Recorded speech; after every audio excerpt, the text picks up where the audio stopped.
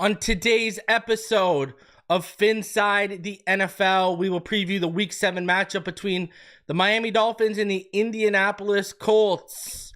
We've got a lot of injury updates. We will go over my keys to victory on the offensive and defensive sides of the football. Plus, Mike McDaniel had his presser today, gave a lot of player updates, including on Tua. We will talk about all of that and so much more. We're back, baby. The bye week's officially over. Let's go. Smash that like button. Subscribe if you're new. Let's get into this, baby.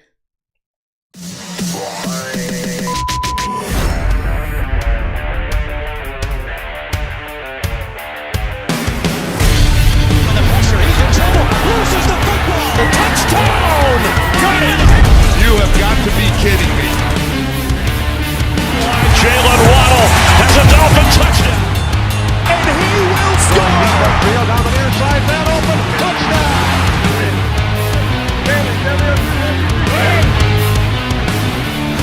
The run from Tua Tagovailoa. Touchdown! He's going deep. He's got it for a touchdown again.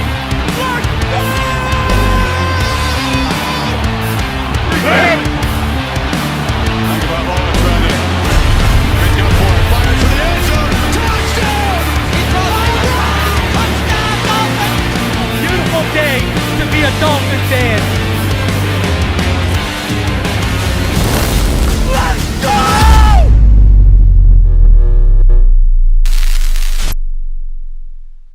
What is good, Finn Nation? What's good? It's your boy Reason, and welcome into this preview show of the Week 7 matchup between the Colts and the Dolphins, powered by BetUS. I appreciate all of you taking the time out of your Friday to spend some of it with me.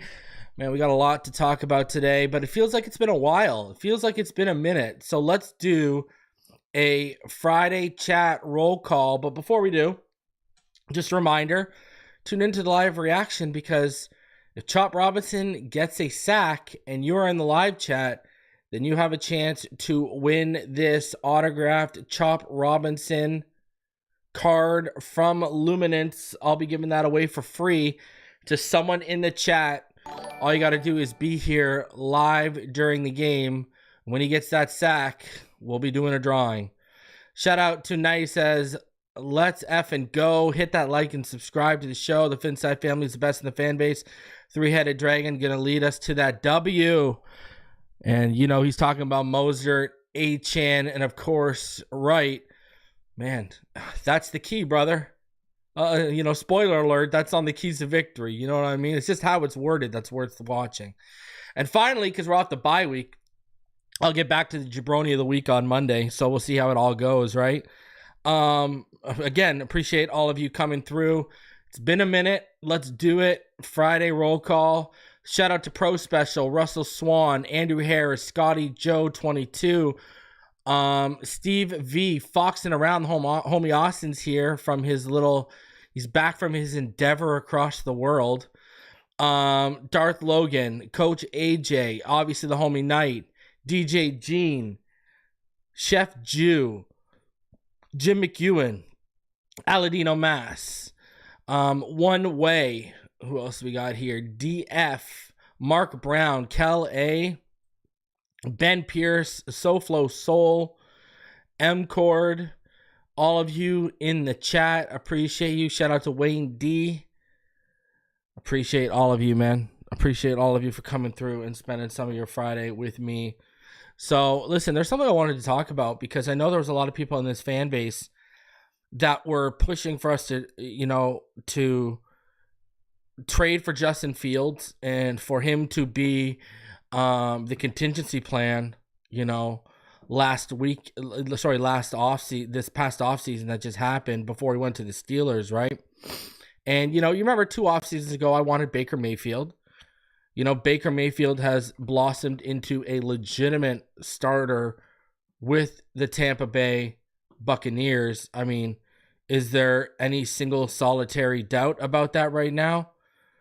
Probably not, especially when you consider the fact that the Tampa Bay Buccaneers just dropped right? They just dropped a nice little 51-point bomb on New Orleans last week. By the way, that game yesterday, man, Spencer Rattler, he looked really good in that first half against Tampa. Ever since the second half of that Tampa Bay game, he's been a disaster. He was a disaster yesterday. He wasn't that great in the second half of the Tampa game. And he's not looking. And Bo Nix, I mean, talk about layering throws. Bo Nix found a way to throw it over the linebacker, throw it over the receiver, and still throw it too short for the second receiver deep on that side. Kudos to Bo Nix for finding a new way to screw up layering a pass. But anyway, he's been bad. But anyways, I digress to say this. Justin Fields, I am absolutely... I mean, it tells you what the coaching staff in Pittsburgh really thinks about Justin Fields and if he was really ever going to be a legitimate contingency plan for any team at quarterback. They've gone 4-2 with Justin Fields, and they're still benching him for Russell Wilson. Like, that is, I don't want to use the word damning, but that is quite telling. That is quite telling. And it's, it's because most of the games, like if you go read off his numbers, 156 yards, 117 yards, 131 yards, 145 yards. So 4 games, he hasn't even broke 160. But then against the Colts, he had 312 yards. And against the Chargers, he had 245. So those were good games, respectable. But, he's not throwing a lot of touchdowns. He's not putting up a lot of yardage. He's taking sacks still. So it's just kind of crazy that, the whole adage of if it ain't broke, don't fix it. Tomlin and them are just throwing that right out the door. I mean, yeah, he hasn't looked great. I agree, Darth. But they're winning. That's what's crazy. But, listen, it goes back to this. All the people that are telling you Justin Fields is legitimate. This man just went 4-2. And we all know Russell Wilson isn't what he was 5 years ago. And the Steelers are still saying, yeah, we haven't seen Russell Wilson for all season, but let's go back to him. And I do agree, Kal-El Rattler's in a bad position for a rookie, not going to lie. It seems like that hot start that they had was smoke and mirrors. That's what it seems like. So, and then you want to hear something crazy? This is what happened to me last week. Talk about a bad beat. So I put $10 down on a bet. I had 3 players to get, speaking of the Tampa Bay Bucks like I did with Baker, I had 3 players that I had down for 2 touchdowns each. I had Derrick Henry, Joe Mixon, and Bucky Irving. I put $10. $10 would have paid just under $2,000. And it was the only bet I made last weekend because I haven't really been into it as much this season, but just because I've been busy and I forget. But come on, how do you get 5 of the 6 touchdowns? And the Buccaneers, they blow out the Saints. They put up 51 points, but they decide to give Sean Tucker the most carries of his career, and this guy gets the most yardage of his career and breaks out for a touchdown. If that touchdown was, because I mean Mixon got 2, Derrick Henry got 2, and Bucky Irving got 1. Go figure. Go figure. This is where I'm at right now with my luck. So, is what it is. Would I trade for Chase Young?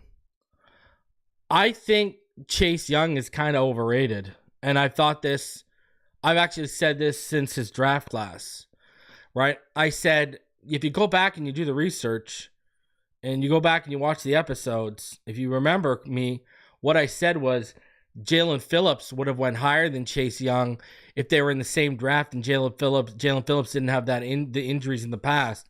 I think Jalen Phillips is a far better player than Chase Young. I don't think Chase Young's that good. I would agree with Kal-El. He's lazy. Or sorry, Kal-A. I would say he's lazy. I'm not a huge fan of Chase Young. Did you see Garrett Bowles throwing him yesterday? Like, did you see Garrett Bowles just absolutely throwing Chase Young? Like, one trick pony, and he you know what? See, that's the thing. Like, you know, you look at a guy like him and Chop, right? You know, you look like a guy like Chop, right? Like, Chop is an athletic freak. So, when you talk about the pass rush moveset and coming out, you're willing to put up with a guy who's less refined with a pass rush in terms of his pass rush moveset if he's an athletic freak than you are with someone who's a good athlete. Right? Like, look at what's crazy. If you really think about what's crazy based on potential, what the Commanders drafted along that front should have been probably one of the sickest fronts we've ever seen. If you look at all the guys they had, you know, Daron Payne, right? Jonathan Allen.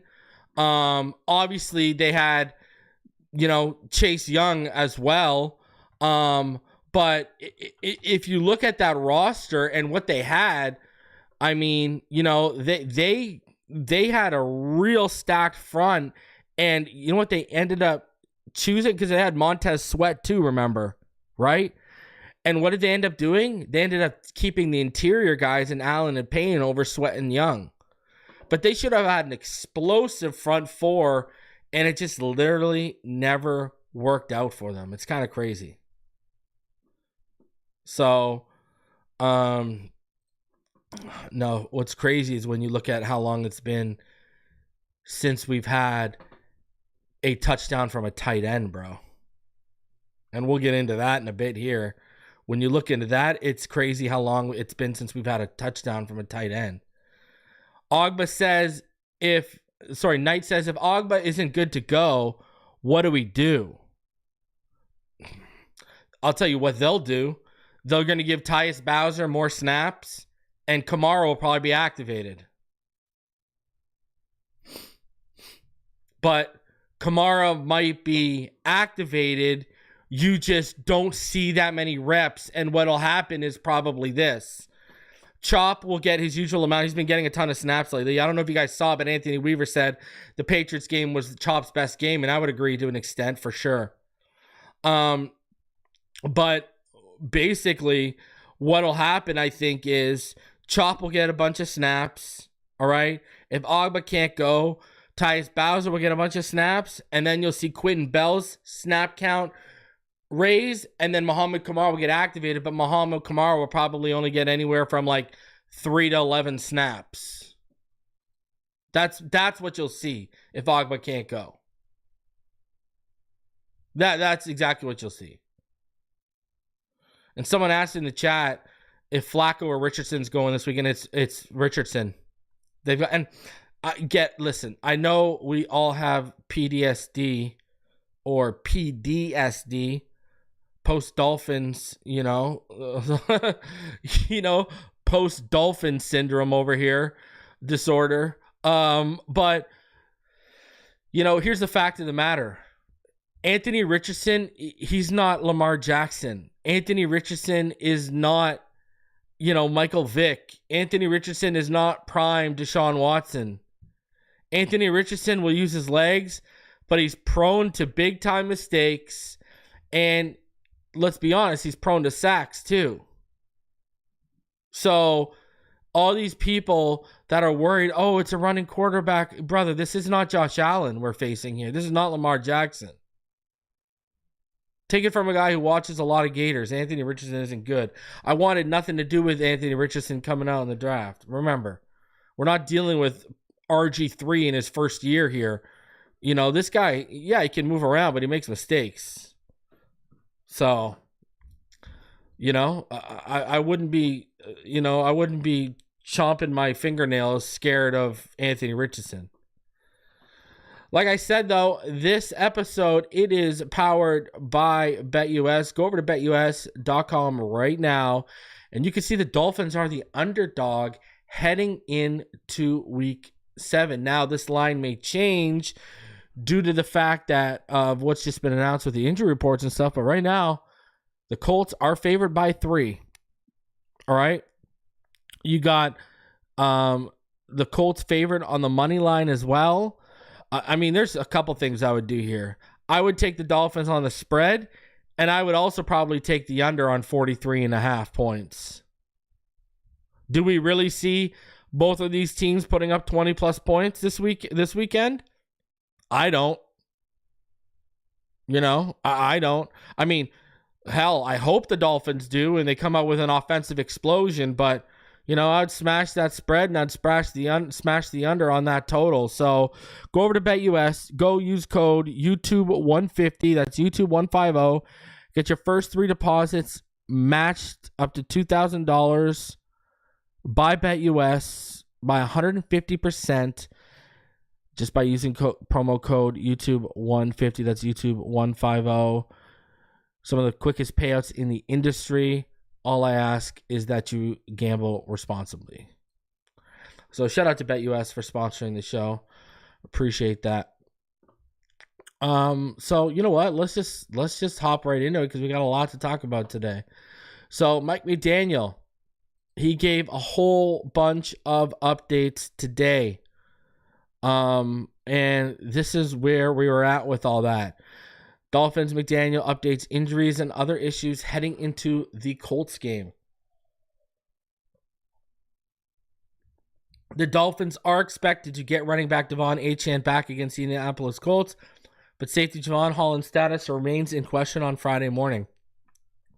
Achane has practiced fully the past 2 days, but is not yet cleared concussion protocol because it's based on the final stamp of a medical expert after Friday's practice, Coach Mike McDaniel said. The team is optimistic that Achane will play Sunday. Holland has a broken bone in his left hand and has practiced on a limited basis this week with protective covering on his hand. He has spoken of possibly playing with a club on Sunday, but McDaniel said it's up in the air whether he would play against the Colts. McDaniel said the Holland situation is tricky because, quote, you're trying to get work in without making a vulnerable situation worse. The work has been good all week. McDaniel said whether Holland is able to shed blocks while wearing a club on the injured hand is last on the list of issues that need to be navigated. The team's other starting safety, Jordan Poyer, appears on track to play. McDaniel said he's very optimistic Poyer will be available Sunday after missing the Patriots game with a shin injury. Marcus May likely would start if Holland cannot. Emmanuel Ogbah, who has a biceps injury, is day-to-day, McDaniel said. Quote, I wouldn't feel comfortable saying he will or won't play this Sunday.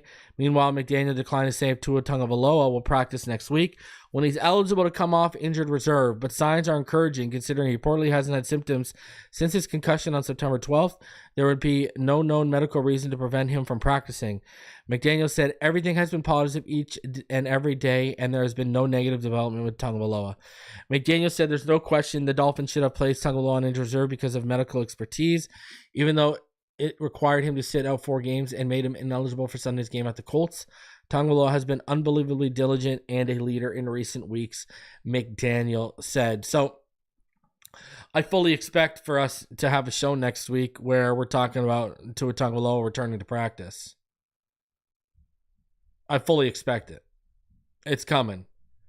McDaniel's one of these guys. He loves his coach speak. He also doesn't, right? If you watch how he goes, he doesn't like to give a competitive advantage. He hates timetables, et cetera, et cetera. So, I fully expect Tua Tagovailoa to start next week. Now, the real problem is going to be this. If he doesn't suit up for that Cardinals game, oh boy. The problem is the way this injury has landed us right now, we've turned into a team that has a very thin margin for error. Very thin. We cannot afford, really after this Colts game, this is kind of a must-win too. We need to win this game, and we can't afford many errors beyond that at 3-3. The fact of the matter is this. A third of the season is gone by the time Tua comes back, if he comes back next week. And, I get it. They had to put him on IR. Usually it takes about 30 days after a concussion for the brain to get back to normal. They're giving him about 45-ish days. They're giving him an extra 15. I get all that. But you can't tell me that a lot of us are kind of wishing they didn't put him on IR.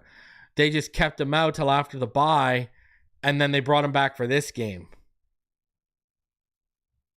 Because if you do the math, right, by the time he would have suited up this Sunday, he would have had almost 40 days when you need about 30, they said. He would have had, 38, 39 days? So I know, that's the thing. If we lose this weekend and then we get the news that Tua isn't back for the Cardinals game, all of a sudden we're in bad shape. Like, that's how thin the margin for error is. Because why are we in bad shape? Because this guy's coming back to face the Buffalo Bills in Buffalo. And the fact of the matter is this. Let's look at his record against Buffalo aside. Look at his injury history against Buffalo. That's the real scary thing. Right? 2022, he got his bell rung that led to the Cincinnati concussion and then eventually the Packers concussion. He had technically 3 concussions in that year, and it all started, and only 2 were documented, but it all started with him getting his bell rung against the Buffalo Bills, right? He had the concussion this year against the Buffalo Bills, and people seem to forget when Flores was around, this was the team that gave him that rib injury where he ended up coming back at halftime against the Ravens.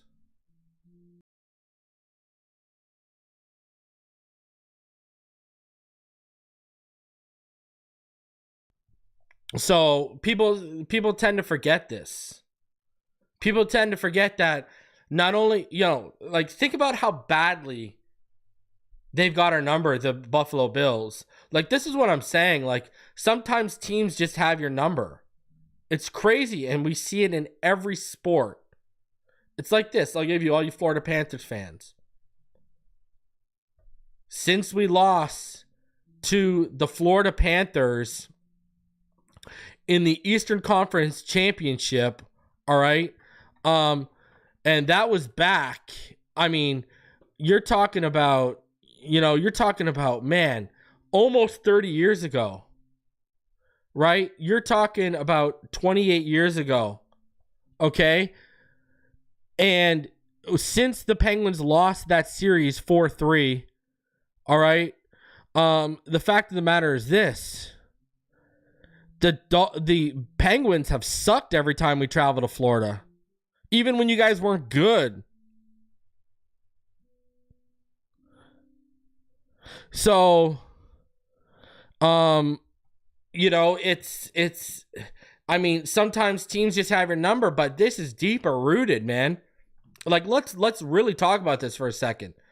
Like, when you really think about this, when you really think about all of this going on right now, okay, and the Buffalo Bills, even before Tua, they had our number, right? Go to 2022, win or get in, win to get into the playoffs. Everyone shows up in that game like they didn't get off the bus. AVG was the only one who looked like he got off the bus that game, if I remember correctly. He was the guy. Tua threw 3 picks, but only one of them was on him, similar to a couple weeks ago, right? I believe it was either Devontae Parker or Preston Williams. He hit him in the chest with the football. It popped up, got picked. Devontae Parker slipped on a route. Tua had already thrown the ball his way. He slips on the route, boom, right to a defender. AVG was the only one who looked like he got off the bus, all right? People keep telling us Tua couldn't play in the snow. 2022, Tua can't play in the cold, can't play in the snow. Tua was our best player on the field. But what happened? Sherfield drops a sure touchdown. And on the same drive, the next play, Tyreek drops a sure touchdown. We don't get a touchdown on that drive.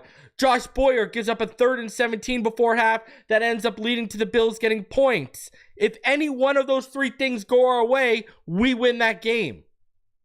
So even when Tua was balling out and playing really well in the cold with the snow against Buffalo, everyone else around him was letting him down. Like, and then you talk about catching breaks, and I talk about that win get in with what was that, 2020, right? Look at a couple weeks ago, Dubois coming out of his break, Tua hits him perfectly. I still can't get over the bounce that ball took off Dubois' shoulder. Like, think about the bounce that took. Go back and watch it. That thing bounced like 6 to 8 yards perfectly to a Buffalo Bill defender. Like, what? Robbie Chosen, been in this system all last year. Runs the wrong route. You know what I mean? Like, and then obviously the concussion and stuff.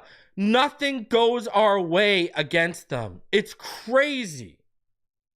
Like, it's nothing goes, and then McDermott consistently outcoaches McDaniel. Right? That can't be dismissed at all.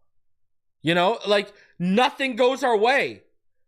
Have we had one game? We've only had one game since Flores has been here where things have gone our way, and we won that game. And that's when Tua got his bell rung. Remember the throw Tua made to Waddle? That deep bomb in front of the end zone?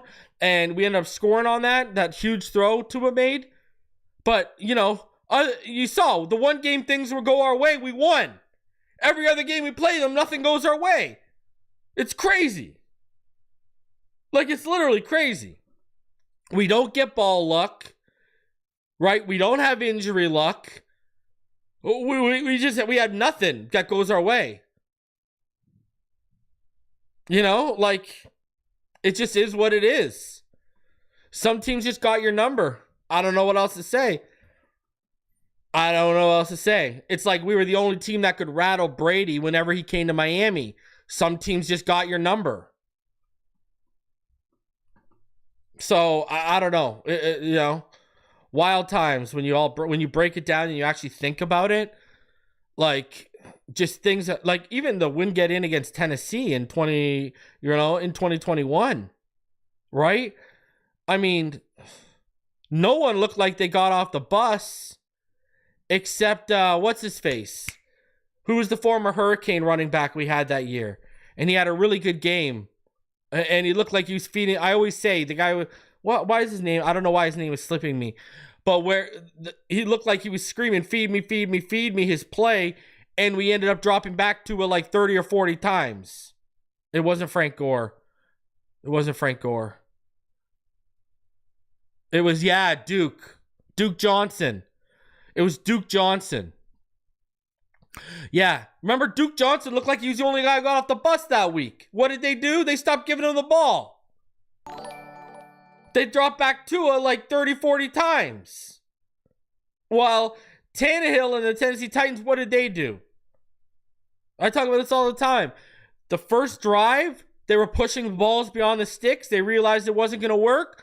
Everything from that point on was run and play action, either in front or to the sticks. They weren't pressing it because the weather was bad, the conditions were bad. We were like, la-da-da-da-da, let's drop Tua back 40 times. Oh, my God. Yeah, it was Duke Johnson. Yeah. So, oh, man. You know, nothing goes our way. It's crazy. Like, when are we going to have a game that matters where, never mind Tua, where all 53 guys show up and all 22 starters? Like, that's the thing. Right? We lose collectively. I mean, let's go back. Now do you believe me what I said last year? People were trying to say, oh, Reason, you're making excuses. Reason, you're not being real with it. Reason this, Reason that. Reason you're too near. Now do you believe me? Now that you've seen this season unravel? McDaniel's game plan for that Kansas City Chiefs game was SHIT. You want to throw a dog in front of that S-H-I-T and say it was dog S-H-I-T? Knock yourself out, because it was. I told all y'all then, after that game, it was a god-awful game plan mixed with god-awful play calling. Tua wasn't good on top of that, and it just made it even worse. But it was a terrible game plan. You know, we were going horizontally with all these screens and all these BS calls. And then when Tua would actually get calls to throw outside the numbers or throw down the field, he was driving the football, making the throws. You don't have a touch thrower, a finesse thrower throwing horizontally in 27 mile per hour winds in like minus 30 weather. That is not a smart game plan. And what's even dumber about the game plan is it was very similar to what we tried to do against them in Kansas City. But that's where they got trapped. Because they know what I know and what I've been telling you all about that Germany game. We should have blown them out in that Germany game. All right? You had the Tyreek drop at the 30. You had the Tyreek fumble and return touchdown at the 31. And you had the Waddle throw that got down to just outside the 25 of Kansas City and got called back because of penalty. And we got no points off any of those. I mean, Tyreek Hill alone, if you do the math, Tyreek Hill alone accounted for a basically 6 to 21 point swing. He gave them 7, and he potentially left 2 touchdowns at best or 2 field goals at worst on the field. And then the Waddle call, that's another field goal. That's at least another 3 to 7 points. On those 3 plays, we left 9 to 21 points on the field, and we gave the Chiefs an extra 7. I mean, do the math.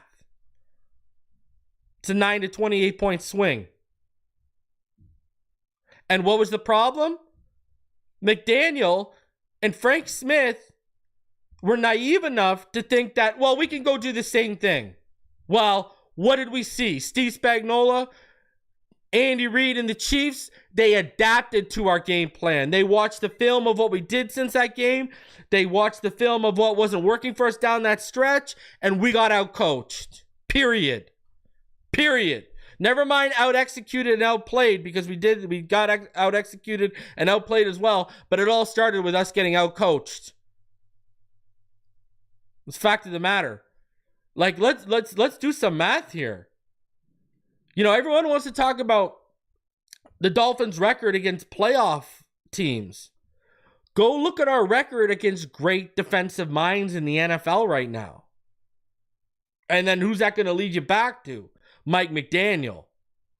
McDermott has our number. Spagnuolo has our number. I mean, you go around the great defensive minds of the of the AFC, they got our number. You know, that's just it. You know, McDonald from the Ravens was seen as, I mean, he's got a head coaching job in Seattle now. He was seen as one of the great defensive minds last season, had our number when we played Baltimore. The great defensive minds have McDaniel's number. He can't out-coach them. The only one he could beat was Belichick, and that's because Belichick had driven his team into oblivion roster-wise. And Tua has Belichick's number too, because of what he runs, a lot of the blitzing and stuff. So, yeah, crazy. But when you got great defensive minds, we're going to show you multiple fronts and multiple looks. McDaniel struggles against those kind of guys. That's a fact. I don't know what else to tell you. So I've been blabbing, though, all that over an article. So let's get into it. I mean, hey, that's the reality of the situation. Bill's got our number. Let's get into it. And let's start off with the report. Now, you're going to say, reason, it's a dome. Well, guess what? It's retractable. It takes about 11 minutes for them to open or close the dome so they can make a last-minute decision. And it looks like it's going to be anywhere from 66 to 71 degrees. And it's going to feel right around that. Not really much of a wind. You know, 7 to 8 mile per hour gusts, right? No chance of precipitation, really, 1%. No cloud cover, 2%. It's going to be a beautiful day in Indianapolis. I wouldn't be shocked if they opened up the roof a little bit. I wouldn't be shocked. Wouldn't be shocked at all. So, and I see a lot of Dolphin fans are out there for a get-together, and they're doing their thing down there. Hey, man, have a fun weekend, and I really hope they get the W for you guys. I really do.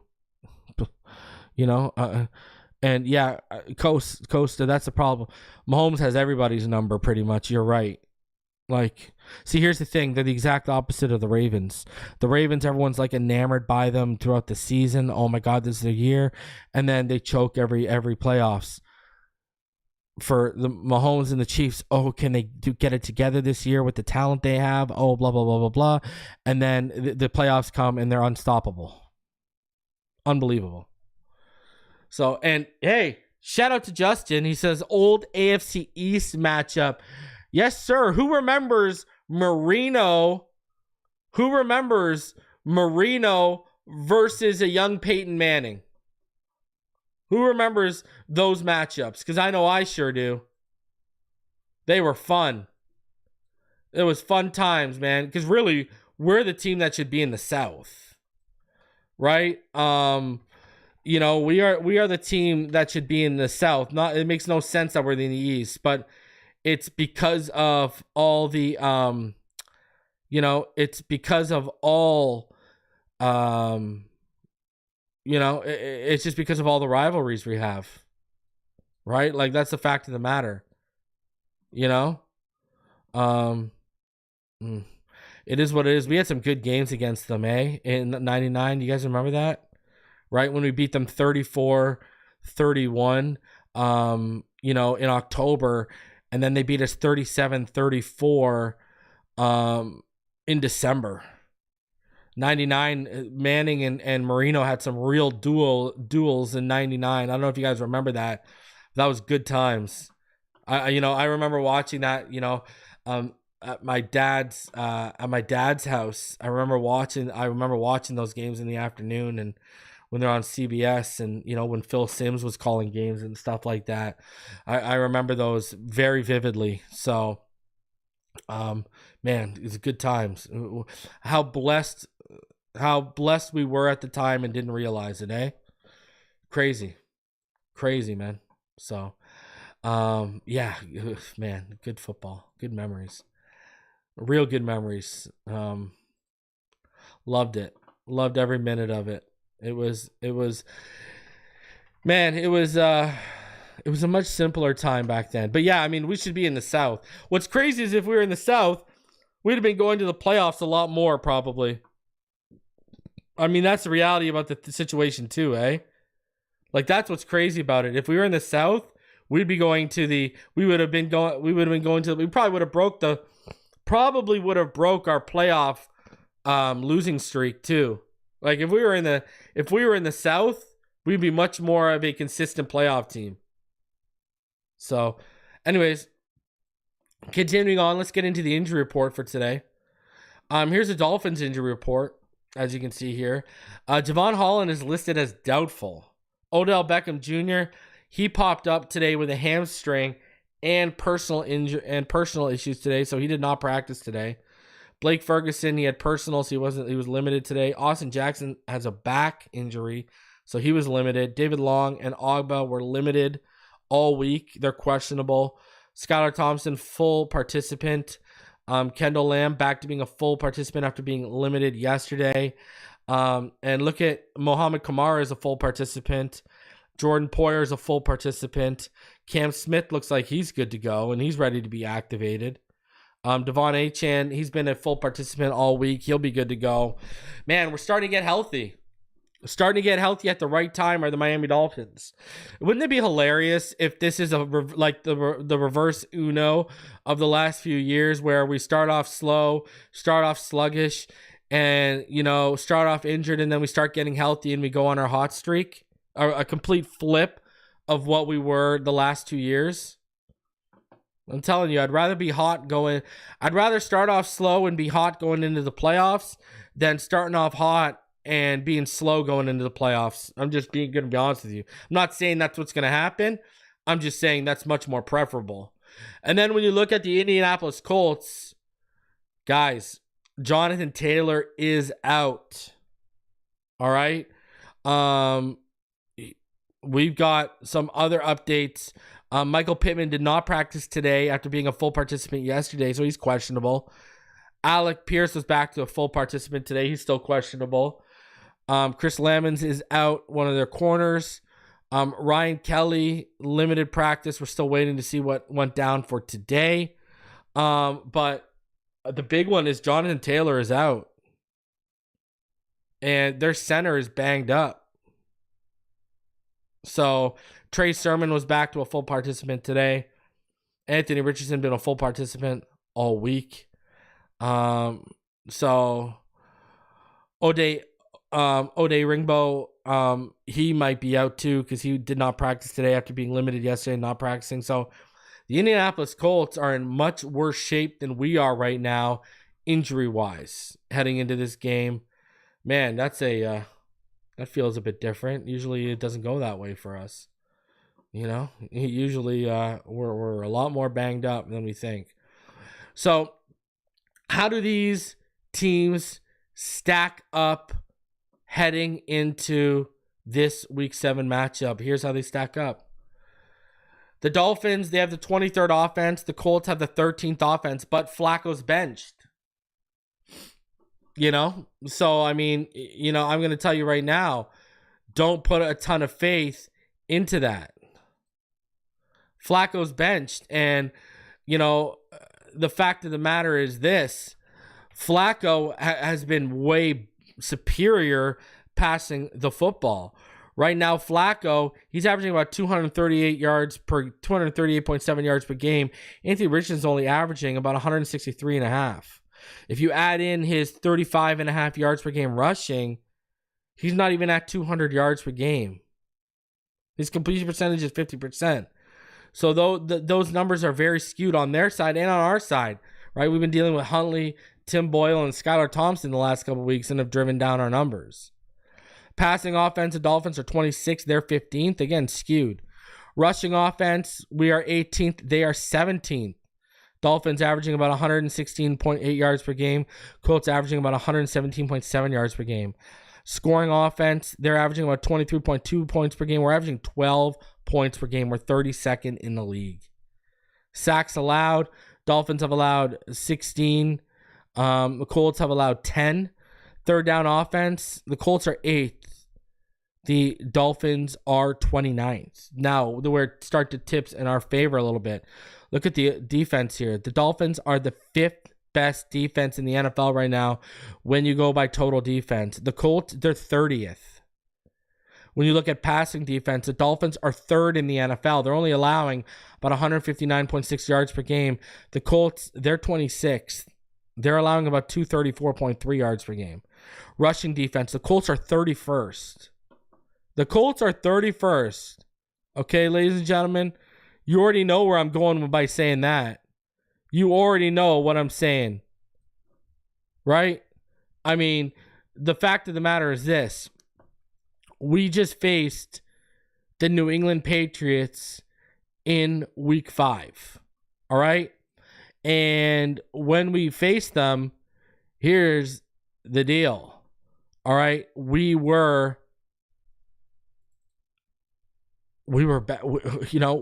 the ball down their throat. We ran that ball down their throat. Because remember, the Patriots, they were, and the Patriots, they were 9th against the rush when we faced them. They were only allowing about 99.3 yards per game. And when you look at the math and you look at what we did, I mean, we put up serious numbers against them on the ground. So now you're going against the 31st run defense.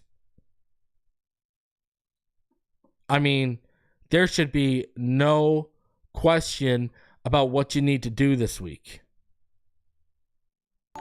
Really, there should be no question. All right. And until, you're coming off a game where collectively you ran the ball for 193 yards. And that was against a better rushing defense than what we're seeing right now. So you better run the ball. Scoring defense, Colts are 18th. Dolphins are 17th. Colts are allowing about 23.2 points per game. Dolphins allowing about 22.6. Look at this. The Dolphins are allowing 22.6 points per game. They're only scoring 12 points per game right now, and somehow we're 2-3. Sacks, the Dolphins have 9, which is 26. The Colts, they have 12, which is 23rd. Third down defense, the Dolphins are the best third down defense in the NFL right now. They are allowing a conversion clip of 25.5%. The Colts are 28th on third down defensively, allowing a 45.3 conversion clip. Takeaways, the Colts have 9, the Dolphins have 4. And then you look at offensive giveaways, Dolphins have 6, they have 8. So that's how these teams stack up. Man, when you put it into perspective and you look at the numbers, we haven't really seen the drop-off. Some predicted, except me, because I said there wouldn't be much of a drop-off. We haven't really seen a drop-off from what Fangio was putting together. And listen, this is only going to be their 6th game as a defense. Where is this defense going to be by game 12? Once they get Bradley Chubb back and they start getting a little healthier. I'm just saying. Weaver is doing his magic. And I hope we have him for more than 1 year. I really do. I really, really do. Now, let's get into my keys to victory. Let's start off with my offensive keys to victory for the Miami Dolphins. I mean, you just saw it. Keep running the ball. I mean, you've got Mostert. You've got Wright. You've got Achane. You're coming off 193 yards last game from that group. All right? That group collectively, all right, if you do the math, collectively, they put up yardage, those 3, and Achane got hurt. I mean, they put up, just the 3 of them, 184 yards of those 193 on the ground. Then, when you look at receiving, they put up more yards receiving too. They put up another 18 yards receiving. So, I mean, you do the math here. I mean, collectively, those 3, they put up 202 all-purpose yards from the line of scrimmage. Keep running the ball. You are facing, we just showed the stat, the 31st run defense. Run the ball.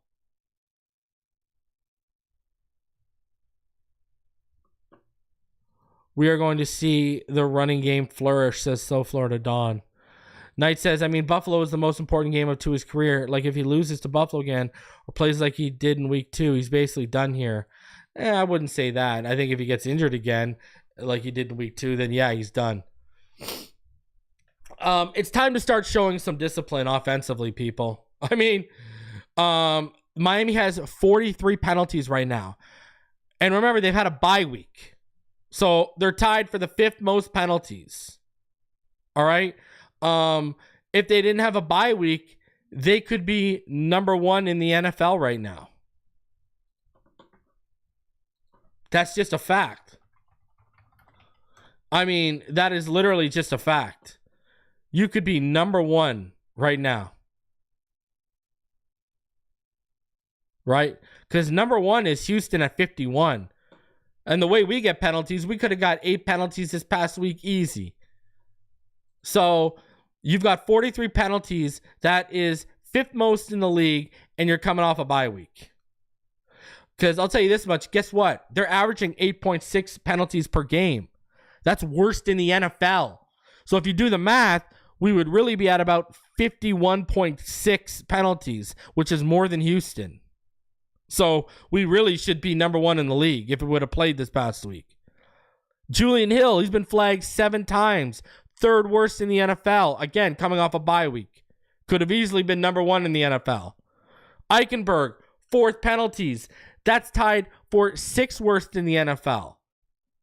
If If we didn't have a bye week last week, Eichenberg and Julian Hill could be top 3 or both top 5 in penalties alone. So it's time to start showing some discipline, gentlemen. And number 3, your playmakers need to make plays. Tyreek doesn't have a touchdown since week 1. I don't know if you guys have noticed it. Jalen Waddle doesn't have a touchdown yet this year. $28.5 million, and he doesn't have a touchdown yet this year. $58.5 million between the two of them, and we got 1 touchdown to show for it. Listen, I get Tua's the dude, and I get Tua elevates y'all and makes you better. I get all that. But man, for the money we're paying you, I mean, everyone said you guys were carrying Tua. I mean, never mind carrying. You can't even, these guys haven't been able to lift Skylar, McDaniel, Boyle, or Huntley off the ground. Never mind lifting them and carrying them. And you want to hear something? Here, check this out. You ready for this? Miami doesn't have a touchdown from their tight ends since November 27th, 2022 against the Texans when Durham Smythe scored. Let me repeat that. The Miami Dolphins do not have a touchdown from a tight end since November 27th, 2022 when Smythe scored against the Texans. Guys, we are 23 months. 23 months since we've had a tight end score for the Miami Dolphins. Think about that for a second. 23 months. My oldest daughter's going to be 4 in December. That's half her lifetime, basically. They haven't scored a touchdown. That's crazy. And now you've got Jonnu Smith. And we heard Frank Smith say, we're looking for more ways to get him involved coming out of the bye week. Well, you better find some ways. That is unbelievable. Unbelievable. So you got to keep running the ball. You're against the number 31st run defense. You're coming off running 193 yards against the Patriots. You got to show some discipline. You're averaging the 8.6 penalties per game, which is the worst in the NFL. And your playmakers need to make plays. Even though Tua's been out, Waddle and Tyreek having 1 touchdown between the two of them since week 1 is inexcusable. I don't know what else to say.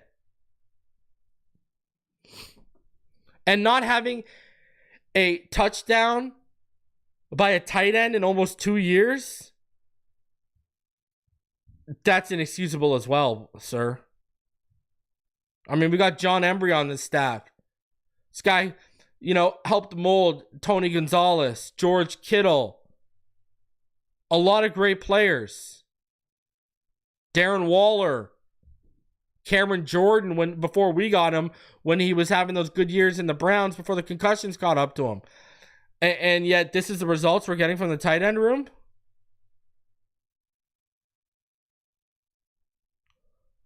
Especially when those last 3 or 4 weeks last year, the seams were open all day because we don't target them. How are you not targeting the seams more? My Lord. My Lord. Come on, Mike. You got to be better, brother. My 3 defensive keys. This should be easy to create turnovers for this defense. Richardson has 6 interceptions and 3 fumbles in 13 quarters. Remember, he played 3 games, and then he played 1 quarter against the Steelers before he got injured. So he's only played 13 quarters, and he has 6 interceptions and 3 fumbles. This should be easy to create turnovers.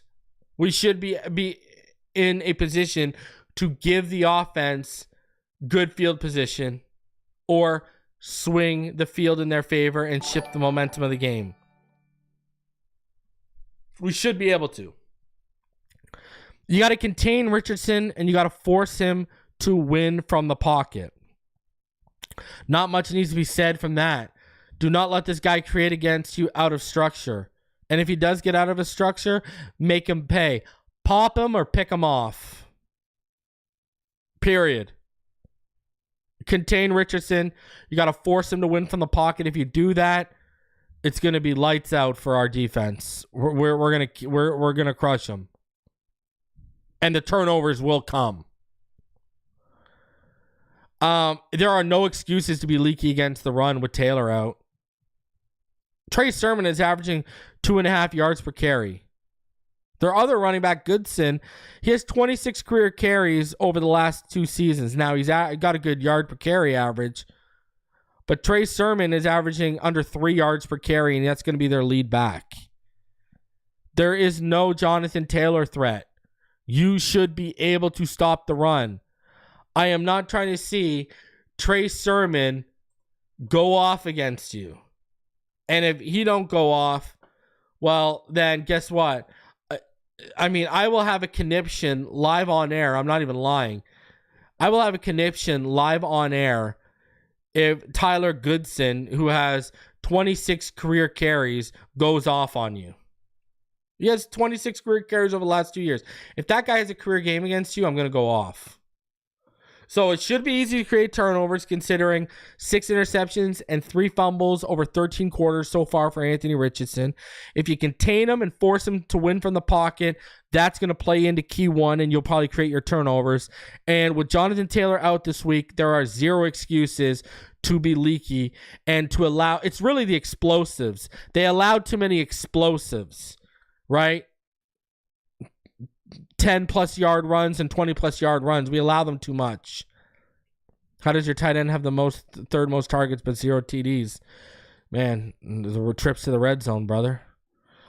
You know what's crazy is like a couple years ago how efficient Tua was in the red zone over his like first 3 years in the league, and then this team just in general in the red zone hasn't been that great.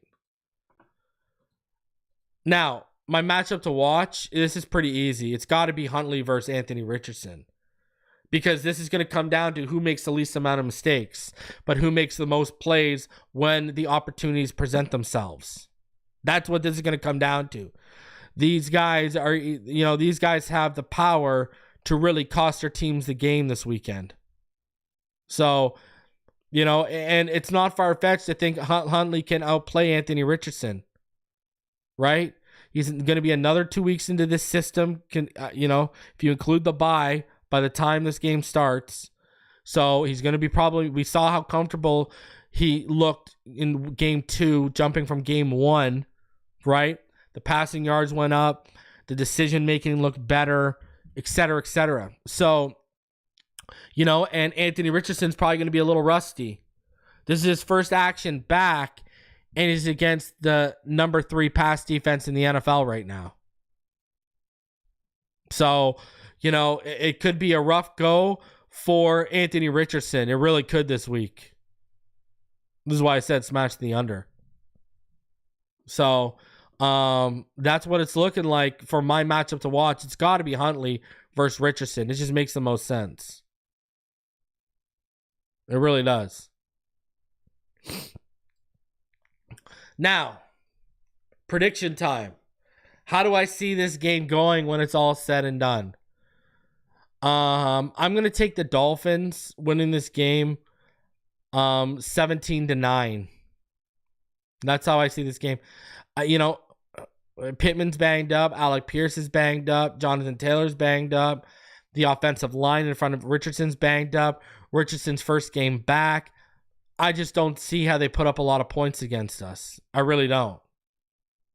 What I'm fearful of is 2 things. Richardson either getting hurt or pulled and Flacco coming in and all of a sudden tilting the field a little bit.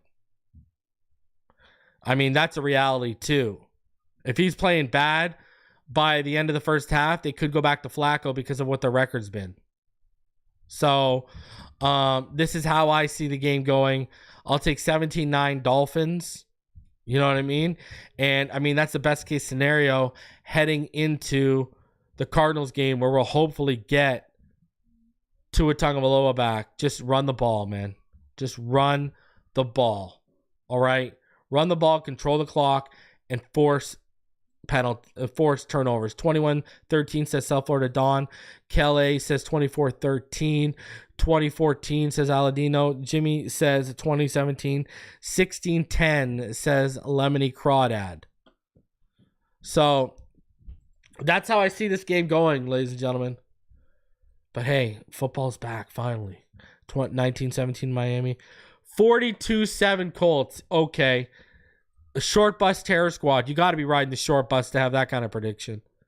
Holy jeez. So, guys, smash the like button. Subscribe if you're new. Knight says 26-10 off a pick 6. 10-9 says M-Cord. So, smash that like button. Subscribe if you're new. Appreciate all of you come through. I will see you this Sunday for the game. Live reaction, post-game show. Remember, be here for the live reaction because if Chop gets a sack, I'm giving away this autograph of Chop Robinson to someone in the live chat, all right? Smash that like button, please. Do me the favor. Really helps out with the algorithm. Smash that like button. Subscribe if you are new.